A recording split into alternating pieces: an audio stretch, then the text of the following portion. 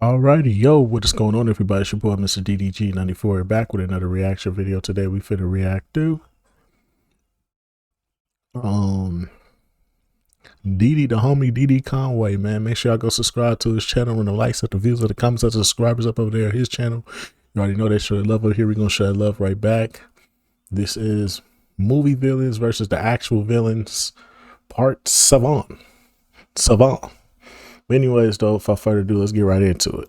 What's up, y'all? It's Diddy Conway, and I'm back with another Real Villains Countdown. Let's see what 5 characters will make the list this time. Also, before we get into the video, tell me if y'all like the long form content being like 20 to 30 minutes, or do you like the shorter form content being like 10 to 15? Pause the video as soon as you hear this, and leave me your answer in the comments below. You're sitting on the couch, you're watching TV, and your life is passing you by. You keep procrastinating over and over. So no, do it right now. Smoking grits and selling chickens, call that painted living. It's Gucci. Lemons on the chain with the V-cuts. Lemons on the... Coming in at number 5, it's Menace to Society. Menace to Society is a movie that has made this countdown before, because there are a lot of villains in it, and you really could take your pick from who's the real villain. From punk ass Chauncey. I bet you Kane won't be laughing after 5 will get a hold of this motherfucking tape. I'm definitely finna snitch. To O-Dog. Man, cool out, nigga. We just having fun with the motherfucking tape. Damn, alright, ain't nobody else gonna see the tape. This shit is funny to me, though. His ass up! Lock his ass up! You going to jail? You going to jail? The list goes on and on for who could be the real villain. However, specifically for this video, we're going to focus on Ronnie. Now, we could say she was the real villain for possibly fucking with Kane and bro was younger, maybe. Hi, Kyle. But that's debatable. We're going to leave that one alone. But I do personally feel like Ronnie is the real villain because she chose to subject her kid to somebody like Kane. Now, I ain't even trying to play it, hey, bro. If you get her, you get her. Now, to be fair, her baby daddy is worse than Kane. Let's be real. Her baby daddy is worse than Kane. So, I mean, can't really say too much there now. But out of all the dudes you could talk to, you talk to Kane, who is literally She just got like a your type. baby daddy. What? Who you can't stand, who got life in prison. And if we being real, speaking of the baby daddy, it's diabolical ass behavior to even be fucking with Kane, knowing that your baby daddy possibly raised Buddy. Nasty bitch. That is kind of Too true. mad because her baby daddy was really a freaky nigga. Because bro was old as hell getting her pregnant, bro. Oh, that's nasty. All I'm saying is, I believe Ronnie's the villain because knowing all of that, knowing that history that's there, you still chose to subject your kid to somebody that was still just like your baby daddy. Now, was Kane getting some sense about himself? Yeah, you could say that. I got a little son to look after. And you know what's really sad? Is that I look at you and you remind me of how Purnell used to be. That still don't mean you put this falling off the bone face ass nigga around your son. This is some dysfunctional shit. You got a point there. Fuck you, man, for when you let a Negro with no sense be around your child. Like, bro, you knew bro didn't have no mind himself. Yeah, he coming along or whatnot, but if we being honest, at this point, it was already too late for Kane, bro. And we see that shit in the movie. Why would you even let bro be around your kid like that? Especially so early. Like, that's wild. You subjected him to the same thing you trying to get him away from. That's stupid as hell. I still wouldn't say she failed her child at life or anything like that. I'll be honest with that. He still technically would have a chance, but it doesn't make sense that you know this shit about this person over here and then you go down and let the same person tear that motherfucker up. Spanking that ass.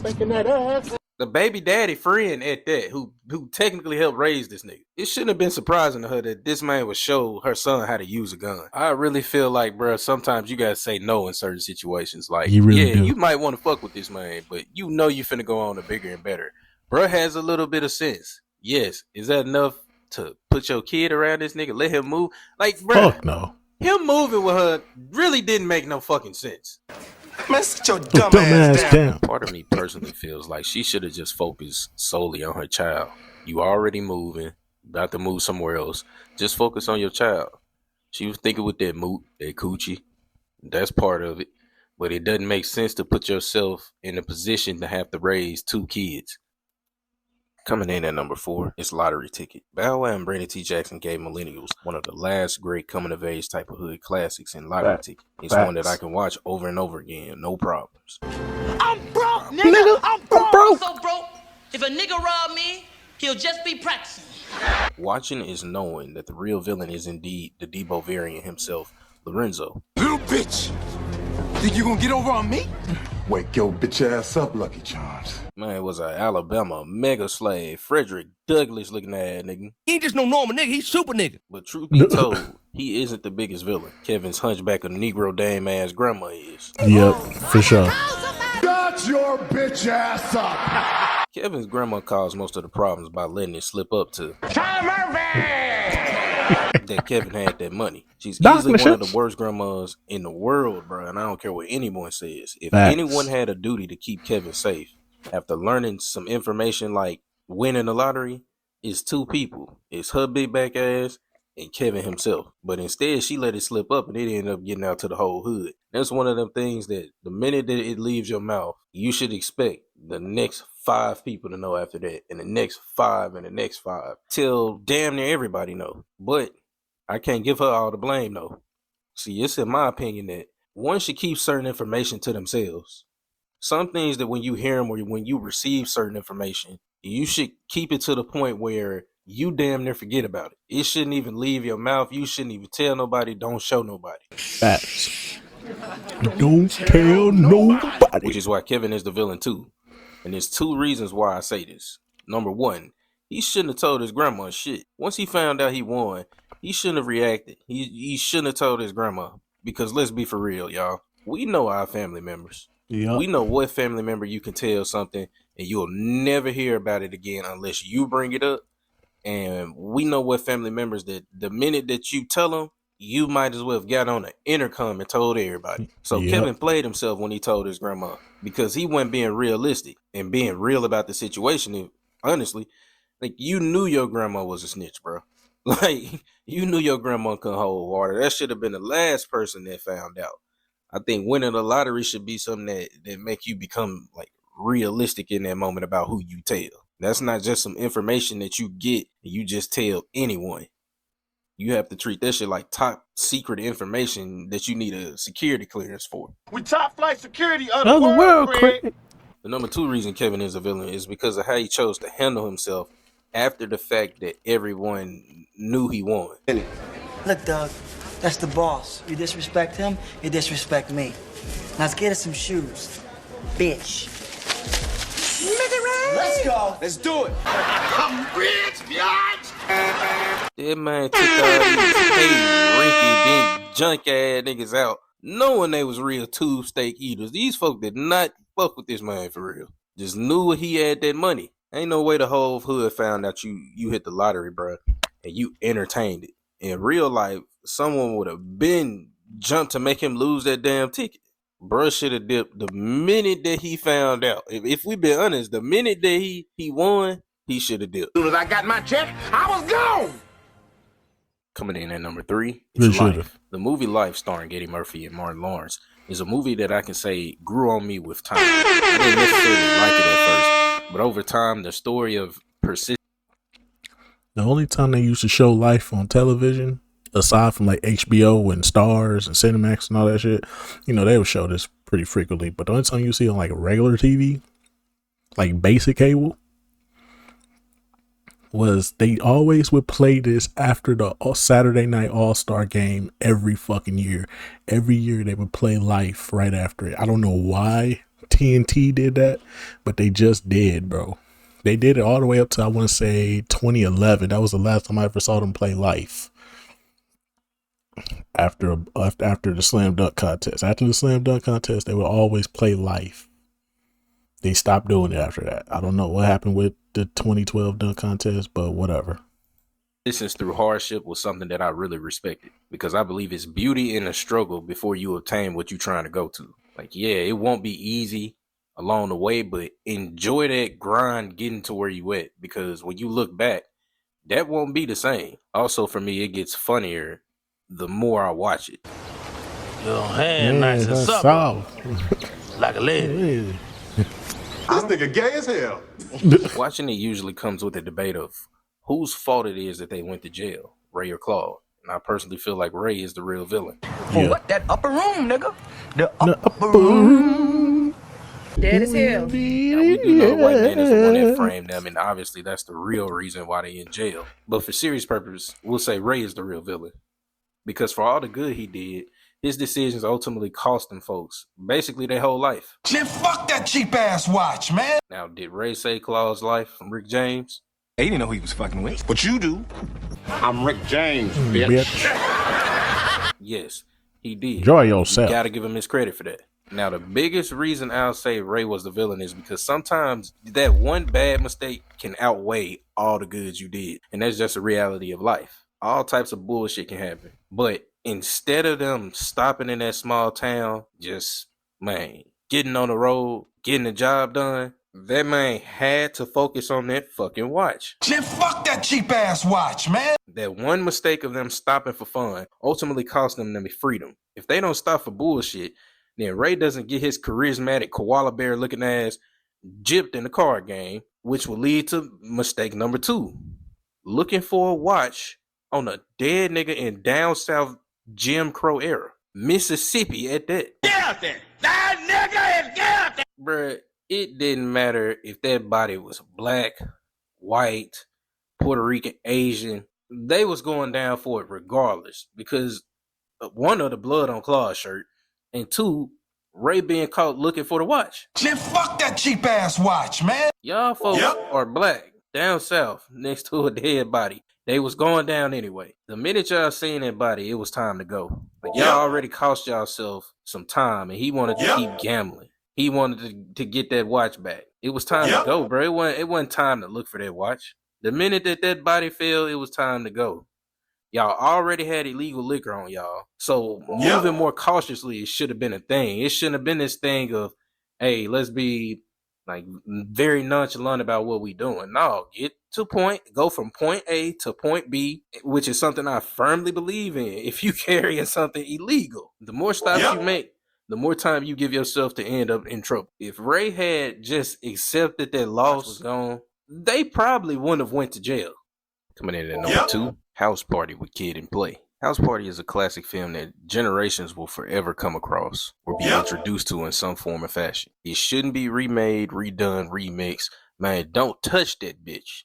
Exactly. LeBron, we looking at you, LeBron.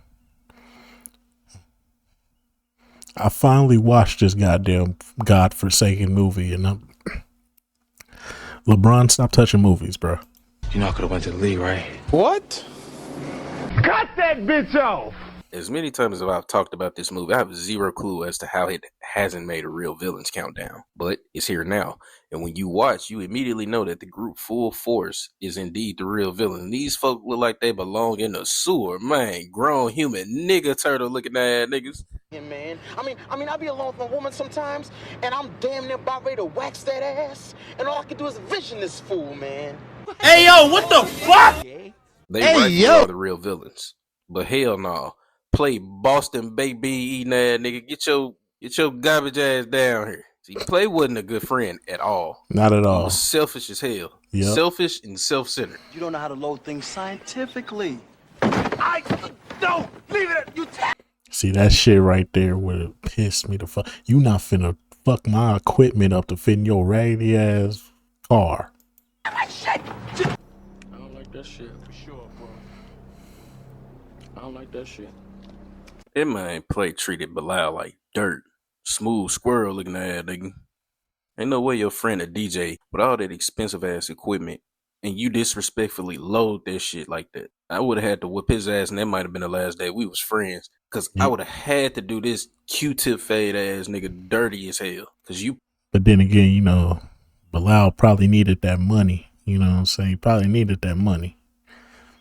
Playing with how Buddy bring in his money at that point.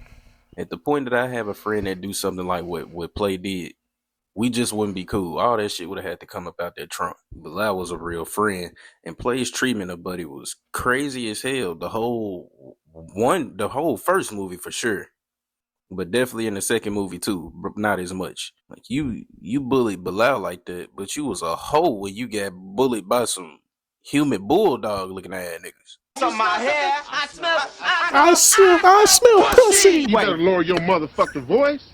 Man, you a dog, ain't it, hoe? Gucci man looking at nigga.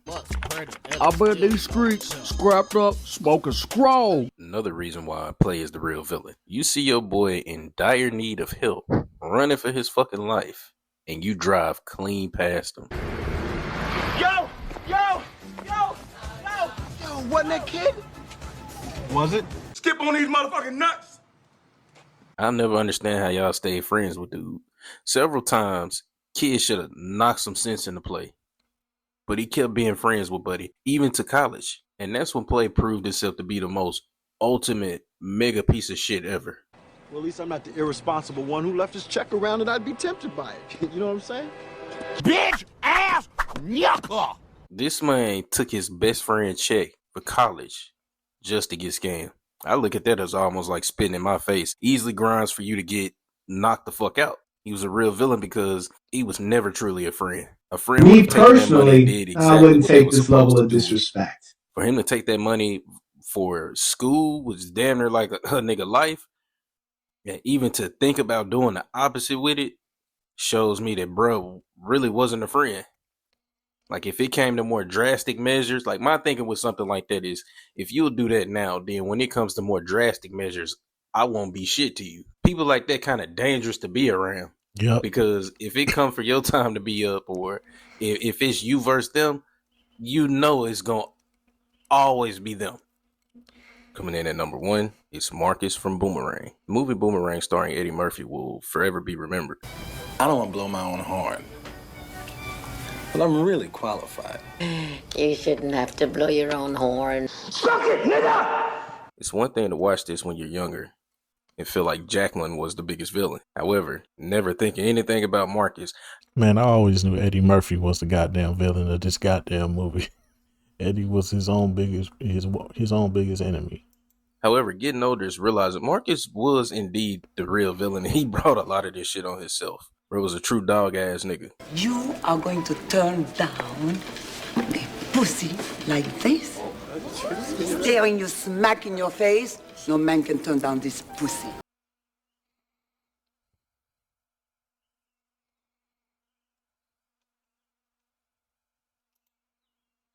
Freak man, yeah, that's me. Eat the cat from the back, yeah, that's me. Left your bitch out of panties, yeah, that's me. Yeah, that's me. Yeah, that's me. Freak man, yeah, that's me. Eat the cat from the back, yeah, that's me. Left your bitch out of panties, yeah, that's me. Yeah, that's me. Yeah, that's me. Put your pussy lips on live, I'll give you $1,000. You stop. Nothing wrong with the pussy. Yes.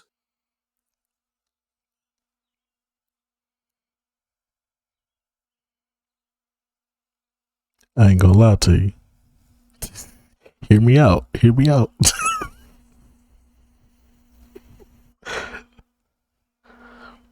I'm going crazy. I ain't gonna even lie to you. I'm going crazy, nigga. Fucking me, nigga. I'm going crazy, nigga. I don't give no fucks.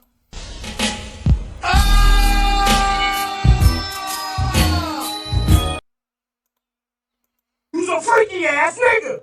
I'm going crazy. She's showing it, so clearly she wanted shit. Asking you shall receive. Asking you shall receive. Fuck around and find out. We do know Marcus. So yes, we do know Marcus got what he deserved from Jacqueline because she told that man that this was just coochie, nothing serious. And that boy still fell in love, trying to marry her and shit.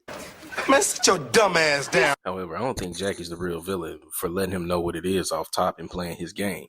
She knew who bro was. She knew bro had game, and she gave it back to him, never taking him too serious. But truthfully, I watch this back now, just going through the experiences of life, and I look at Angela sideways as fuck because she is indeed a real villain. Low-key shitty as hell because Angela was Captain Save a nigga She knew good and well who bro was, and she knew that was Jackie LaHoe, and still chose to put herself in the mix just to think that she can be the one that changed them. If Jesus can't save these hoes, why are you trying? What make you think you greater than Jesus, nigga? To the side notes of why Marcus is the real villain. Yes, we know bro was a womanizer, but that's not what makes him the biggest villain. Introducing your friend to a chick just to come back later and be a hoe about the whole situation, even in how you revealed it, is crazy. In my opinion, Marcus used Angela like she was a throwaway, but he did the same thing to his friend. Yeah, I felt like Marcus knew Angela probably liked him. He just never really addressed it. So you put her down on your friend to really keep pursuing Jackie. And then he got... I'm not putting Halle Berry down for anybody. Fuck you talking about.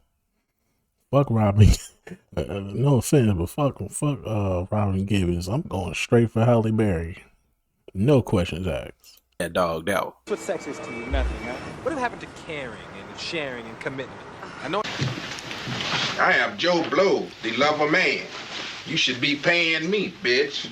Then you got the scene where he has to let his homeboy know that, hey, bro, I hit the girl you like.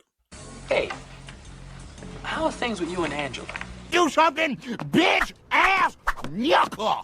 Now, when dealing with friends, just don't talk to nobody they talk to. And when you put somebody down, when you put your friend down on somebody else, that's you saying, hey, I'm not talking to this person. This shit off limits. Like, that should have been the last person he tried to touch.